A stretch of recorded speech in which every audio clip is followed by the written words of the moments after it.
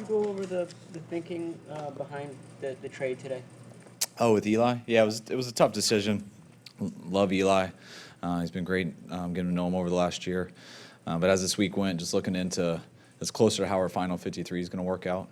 And I won't say it was just about Eli. It has to do a lot with how we think we're going to use people on game day, who's going to be up between defensive linemen, outside linebackers, inside linebackers. All three of those positions kind of play together. And we got some numbers issues at certain spots. And we kind of saw how it was probably going to go, and we want to do what was best for Eli and best for this organization and make that decision now. Who would start on Saturday, for example, at that spot? On Saturday, and Zacha starting. And then you've got Peta there, and Dakota's been playing more Sam recently. I mean, more Leo recently. Yeah, there's 100, not 100. We only got 90 guys, but you got Peta and then Zacha listed at Sam. We had Marsh has played Sam. We had Dakota listed at Sam last year. We have, I think, 6 inside linebackers on our roster who can play Sam. So there's so many different ways we can go here in the next 10 days. Did you make this move partially because Nzacha impressed you in offseason? Nzacha has been having a good camp, but no, it's about a lot of things. It's the main stuff was looking ahead on how our 53 is going to be and how our game day roster is going to be, and kind of the stuff, the decisions that go into that people don't realize and players don't realize either. That has to do with how much you're on the field and base personnel to nickel personnel to special teams, who's the backup to the D linemen to the Sams and the inside linebackers. All of those guys are interchangeable in how you use them, and it's pretty complicated. Could it be that some of your interior guys end up playing more on the edge than you initially anticipated? If we feel they're the best there, it's you're going to put the guys where you think they're the best. If you think someone's great on the inside and they're okay on the outside, you don't want to make them okay. You want to try to get your 4 best rushers out there, and not how they rush individually, but how they rush as a group too. So. I guess what I'm at, I know DeForest has been moved out there a little bit. Did you like what you see from him there, and was that enough to maybe? Yeah, I think he's one of the few guys. I think he's one of the few big guys in the league who you could put out there. That doesn't mean that that's where he's at best, but it's when you have some very talented guys like Defo, that is an option. But it's just not something you move him out there. Now you're not as good inside, and that isn't where he's best either. At the Sam spot, he's got nice height and obviously. Yeah, I think every guy who on our roster who's listed as an inside linebacker is capable of playing outside linebacker. It just depends how you want to treat that position, how the offense treats it. Do they think it's a guy that running back can block? If it is, you call him a 4-3 backer. If he's someone that you don't think a running back can block, then you call it a 3-4. And so it just changes some protection schemes, which could be an advantage for both. And sometimes you get a smaller guy out there and makes protections different, but it gives you more speed. So it's really just how to make your final 53 the best. Did he do any of that in Houston, either in the practices or the game? Fred? Fred, yeah. No, he didn't. No, he's been only at inside.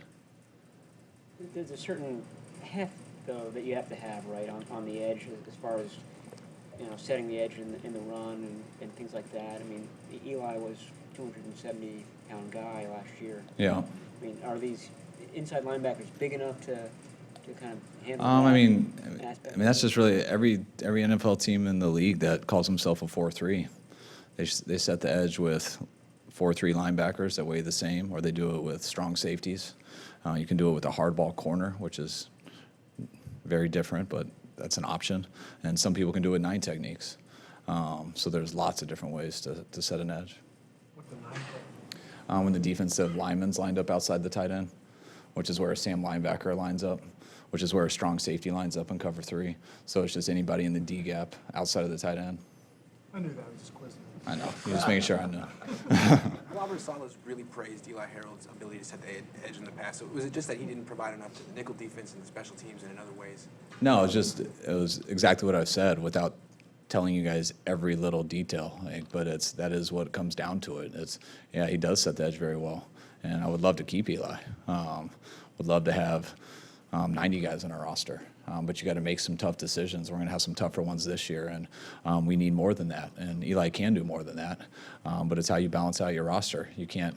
It's hard to have just a Sam linebacker up on game day, unless he's going into D-line. Now, how many D linemen do you have up on game day? Then when you do that, now you're going to only have 4 inside linebackers up on game day. Which one of those is playing special teams? What happens when your Sam gets hurt? One of them go over, or one of your D linemen go out? So it's. I know everyone wants a big, simple, easy answer for everyone to say, but it's why it took us till going over the final 53 or having an idea what the final 53 was to even help us come to this conclusion. Richard Sherman said yesterday about the helmet tackling rule and how fraught that's been over the first 2 weeks of the preseason. The fact that Peta comes from a rugby background and that's how he tackles that. A check in his column at all? No, we coach all our players like that. People have been doing it for years, so none of that changes. You watch rugby players tackle; they lower their head. You can't tackle without it. So it's just about not having your head touch the body before anything else does. But rugby players do the same thing. Everyone does. Sometimes there's some unfortunate things you can't control. Richard Sherman said yesterday he's expecting to play this week. Is he going to play, and what's the plan for him? Yeah, I mean, we're playing him with the starters, and we'd like the starters to play the first half. Like I said earlier in the week, that could be less, it could be a little bit more. But, I'd like to keep Richard on the same plan.